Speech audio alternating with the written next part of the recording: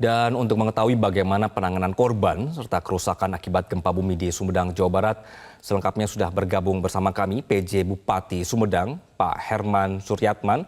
Pak Bupati, selamat sore. Terima kasih sudah bergabung bersama Metro hari ini.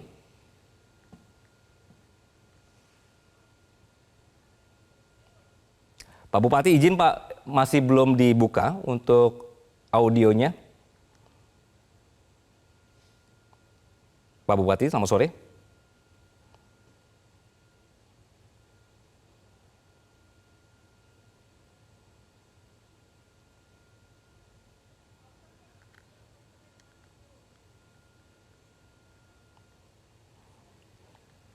Baik, pemirsa, kami akan memperbaiki dulu komunikasi dengan Pak Bupati. Kami akan lanjutkan untuk informasi selanjutnya. Sedikitnya 138 rumah di Sumedang, pemirsa, Jawa Barat ini rusak akibat gempa bumi magnitudo 4,8 yang mengguncang pada Minggu malam. Dari jumlah ini 100 rumah diantaranya rusak berat. Gempa bumi yang mengguncang Kabupaten Sumedang Minggu malam mengakibatkan ratusan rumah warga rusak. PJ Bupati Sumedang Herman Suryatman mengatakan kerusakan paling parah akibat gempa bumi ini terjadi di dua kecamatan, Kecamatan Sumedang Utara dan Kecamatan Cimalaka. Di dua kecamatan ini terdapat 138 rumah warga yang rusak akibat gempa. Dari jumlah tersebut 100 rumah diantaranya rusak berat. Petugas BPBD setempat masih terus melakukan pendataan sehingga jumlah bangunan yang rusak masih mungkin untuk bertambah.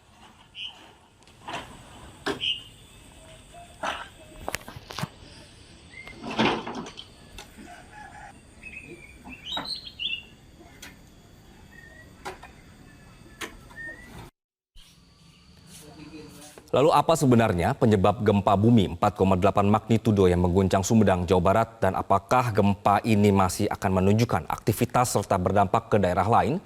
Sudah bergabung bersama kami penyelidik Bumi Utama PVMBG, Dr. Supartoyo.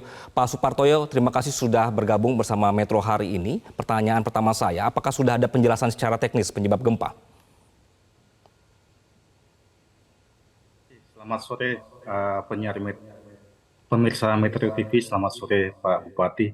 Jadi berdasarkan analisis dari kami, dengan memperhatikan data parameter lokasi pusat gempa bumi dari BMKG, karena dari stasiun USGS dan GFZ itu tidak mencatat, maka setelah kami analisis dengan data geologi yang ada dan struktur geologi yang ada di Badan Geologi, kami menyimpulkan bahwa penyebab kejadian gempa bumi utama ya dengan kekuatan 4,8 yang terjadi semalam itu akibat adanya suatu sesar aktif atau patahan aktif yang diidentifikasi diberi nama sebagai sesar aktif Cileunyi Tanjung Sari, di mana dia tersebar mulai wilayah Cileunyi, Kabupaten Bandung, kemudian hingga Kabupaten Sumedang yang arahnya relatif timur laut barat daya. Dan sesar Cileunyi Tanjung Sari ini sebenarnya bukan sesar baru, tapi telah diidentifikasi oleh Badan Geologi sejak tahun 2018, kemudian tahun 2020.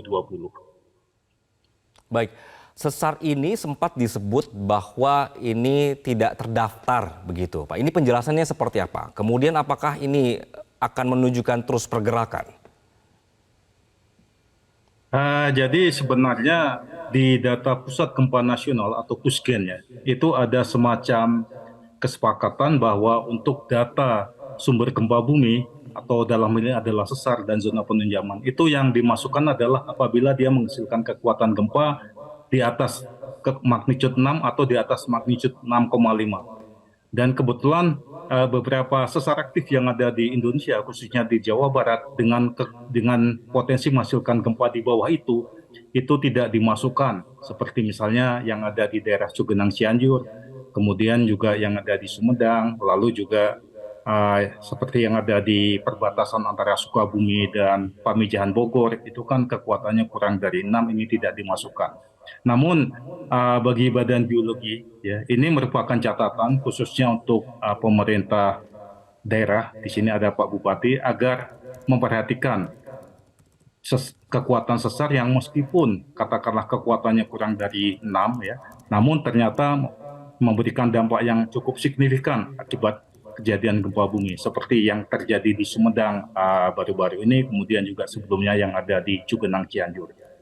Baik, Pak, ini kalau misalnya Bapak tadi menyebutkan bahwa ini di bawah 6 begitu ya, sehingga tidak dimasukkan ke dalam list. Ketika kita melihat dampaknya ke Sumedang ini ternyata banyak rumah yang rusak. Yang salah sebenarnya memang bangunannya yang tidak tahan gempa atau karena memang gempanya ini dangkal. Jadi sebenarnya melihat dari dampaknya yang cukup signifikan ya, informasi dari Pak Bupati tadi ada 138 rumah yang mengalami kerusakan, kemudian 100 diantaranya rusak berat di Kecamatan Cimalaka dan Kecamatan Sudan Utara. Jadi sebenarnya kalau menurut data awal analisis kami itu ada beberapa faktor ya. Ya pertama adalah lokasi pusat gempa bumi di mana dia kedalaman dangkal. Kemudian terletak sesar tersebut sebagai sumber gempa bumi dekat dengan permukiman dan aktivitas penduduk. Faktor berikutnya tentu saja faktor geologi, di mana daerah yang terlanda guncangan gempa bumi tersebut itu tersusun oleh suatu tanah-tanah yang lunak lah, yang disebut istilahnya adalah endapan kuarter dari hasil pelapukan rombakan gunung api. Lalu mungkin berikutnya, kalau sepintas saya lihat di gambar, adalah konstruksi bangunan, itu juga memegang peranan. Baik. Sementara ini seperti yang kita ketahui ya, kita masih menunggu verifikasi dari tim tanggap darurat Badan Geologi yang ada di lapangan. Biasanya ada faktor lainnya yang turut mempengaruhi tingkat kerusakan bangunan, yaitu yang disebut sebagai efek topografi ataupun efek morfologi, di mana kondisi bangunan biasanya berada di tebing-tebing lereng, dan ini tentu saja mengalami penguatan, apalagi kalau lerengnya itu tidak diperkuat. Baik, Pak Supartoyo, kalau misalnya melihat data teman-teman ini, berarti apakah ada kemungkinan masih akan ada gempa susulan? Ya, kalau gempa susulan itu pasti terjadi. Itu sebagai manifestasi pelepasan energi dari gempa utama ya, meskipun kekuatannya 4,8, hanya perlu dicatat bahwa kekuatan gempa susulan itu pasti akan lebih kecil. Jadi gempa susulan itu tidak akan lebih besar dari gempa utama. Baik, Pak Supartoyo, terima kasih atas penjelasan Anda di sore hari ini. Dan kami juga akan menyapa Pak Bupati. Pak Bupati, selamat sore. Sudah bisa mendengar suara saya, Pak Bupati? Ya, selamat sore. Assalamualaikum warahmatullahi wabarakatuh. Waalaikumsalam. Pak Bupati, jadi perkembangan untuk warga yang terdampak seperti apa? Ya, dapat kami sampaikan bahwa berdasarkan data terakhir, ya, jumlah rumah yang terdampak, yang rusak ringan itu ada 188 rumah, dan yang rusak berat ada 121 rumah. Jadi total kurang lebih 309 rumah yang terdampak di 3 kecamatan. Kecamatan Cimalaka, Kecamatan Sumedang Utara, dan Kecamatan Sumedang Selatan. Itu untuk area permukiman. Yang terdampak satunya lagi adalah di area fasilitas umum, dalam hal ini adalah Rumah Sakit Sumedang. Di Rumah Sakit Sumedang ada 248 pasien rawat inap dan ada 83 pasien di IGD. Dan saat ini, alhamdulillah, untuk pasien RSUD Kabupaten Sumedang sudah dikembalikan lagi ke kamarnya masing-masing karena seharian kami melakukan asesmen tentu melalui dinas PUTR yang berkompeten, dan hasilnya 3 gedung yang sebelumnya dikhawatirkan tidak aman ya sudah dilakukan asesmen 3 kali dan hasilnya 3 gedung dipandang aman, dan sore ini langsung dilakukan evakuasi dari halaman Rumah Sakit RSUD dari tenda lapangan dikembalikan lagi ke dalam ke 3 gedung tersebut. Hanya ada 1-2 ruangan yang sementara kita kosongkan dulu. Jadi alhamdulillah untuk pasien RSUD semuanya sekarang sudah kembali ke dalam RSUD. Kemudian untuk warga masyarakat yang 309 rumah ini ya pada umumnya itu ikut di rumah tetangga di sanak familinya, dan diantaranya ada juga yang kami tampung di tenda lapangan, utamanya yang ada di Babakan Hurib, kurang lebih ada 53 kakak, dan kami terus melakukan asesmen untuk memastikan warga masyarakat yang rumahnya aman bisa kembali ke rumahnya masing-masing, dan apabila tidak aman kami tampung sementara di tenda lapangan. Berikutnya kami dorong untuk bisa tinggal di rumah saudara atau sanak familinya. Dan pemerintah sudah menyiapkan dana hunian begitu, kurang lebih 500.000 per bulan untuk membantu beban saudara-saudara kita yang terdampak ini. Overall, secara umum, Sumedang dalam keadaan aman dan terkendali. Adapun untuk korban, ada 11 orang dan itu luka ringan. Yang 9 sudah kembali ke rumah, yang 2 masih dirawat, yang satunya kemungkinan sore ini dikembalikan ke rumahnya karena sudah membaik. Itu Baik. sementara informasi dari lapangan dari Kabupaten Sumedang. Baik, Pak Bupati, bagaimana apakah ada hasil assessment untuk dampak gempa di luar 2 kecamatan yang terdampak? Misalnya kalau saya mau konfirmasi ini ada dampak terhadap dinding Cisumdawu Tunnel, ini retak, itu betul Pak? Ya, untuk dinding Cisumdawu khususnya di kawasan Twin Tunnel, kami sudah klarifikasi, kami sudah konfirmasi ke pihak pengelola, dalam hal ini CKJT, firm ya untuk Twin Tunnel dalam keadaan aman. Jadi saat ini digunakan, ya tidak ada persoalan ya bagi warga masyarakat, jangan sampai terjebak dengan informasi yang tidak bertanggung jawab. Memang tadi malam ada informasi dan itu hoax ya, hasil klarifikasi kami jelas dan tegas, pihak pengelola tol mengatakan aman. Baik, Pak Bupati, ini magnitudonya 4,8, cuma dampaknya cukup besar, banyak rumah yang hancur.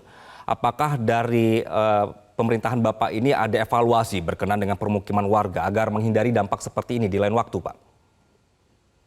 Ya, tentu evaluasi kami lakukan, hanya saja yang kami fokuskan saat ini adalah yang pertama membuat keputusan ya Bupati tentang darurat bencana gempa, dan itu sudah kami tetapkan selama 7 hari, mulai hari ini tanggal 1 sampai dengan tanggal 7. Jadi kami fokus ke tanggap darurat untuk memastikan warga masyarakat semuanya bisa kami bantu, bisa kami fasilitasi, bisa kami lindungi. Jadi jangan sampai ada masyarakat yang kesulitan tempat tinggal, yang kesulitan logistik. Jadi kami akan penuhi semuanya dan sudah kami mapping sedemikian rupa bersama BPBD, baik kabupaten, provinsi maupun BNPB. Alhamdulillah hari ini Bapak Gubernur sudah turun ke lapangan tadi pagi, kemudian Bapak Kepala BNPB juga turun ke lapangan, dan kami bahu-membahu untuk memastikan semua masyarakat terlayani. Jadi kami fokus dulu ke tanggap bencana, yang kemudian nanti setelah tanggal 7, tanggal 8 kita akan fokus ke rehabilitasi dan rekonstruksi, sehingga mudah-mudahan bulan Januari ini semua permasalahan mulai kami atasi dan warga masyarakat bisa secepatnya beraktivitas seperti sedia kala. Tetapi tentu kami tetap antisipasi, kami mitigasi resiko-resiko ke depan. Untuk itu barangkali kami akan melakukan pendalaman terkait tata ruang ya. Kami sudah memiliki RT/RW, rencana tata ruang wilayah, dan tentu dengan adanya kejadian ini yang kita semuanya juga tidak menduga, bencana gempa dengan magnitudo mencapai 4,8, tentu RT/RW kami harus dievaluasi. Apakah kawasan yang saat ini permukiman masih cocok untuk permukiman atau harus menjadi konservasi? Demikian juga untuk peruntukan yang lainnya kami akan evaluasi komprehensif. Tentu nanti akan kami lakukan setelah tanggap darurat ini, setelah rehab rekon, sehingga ke depan bisa kita antisipasi apabila ada potensi bencana gempa seperti hari kemarin, maka kami bisa minimalisasi. Dan tentu langkah jangka pendek yang kami lakukan lebih kepada edukasi kepada warga masyarakat agar warga masyarakat Sumedang tanggap bencana. Di 270 desa, 7 kelurahan itu sudah terbentuk desa tangguh bencana. Baik. Ya, desa tangguh bencana, dan tentu salah satu tugasnya adalah memberikan edukasi agar masyarakat selalu waspada terhadap bencana gempa bumi, termasuk di dalamnya bencana banjir dan longsor yang menjadi potensi di Kabupaten Sumedang yang harus diantisipasi. Baik, jadi sudah ada aturan-aturan juga di daerah gitu untuk bagaimana membangun dengan bahan yang aman begitu Pak ya, dan juga tahan gempa dan juga tahu nanti mitigasinya seperti apa. Pak Bupati, terima kasih atas waktu Anda di sore hari ini. Ya. Jelajahi cara baru mendapatkan informasi. Download Metro TV Extend sekarang.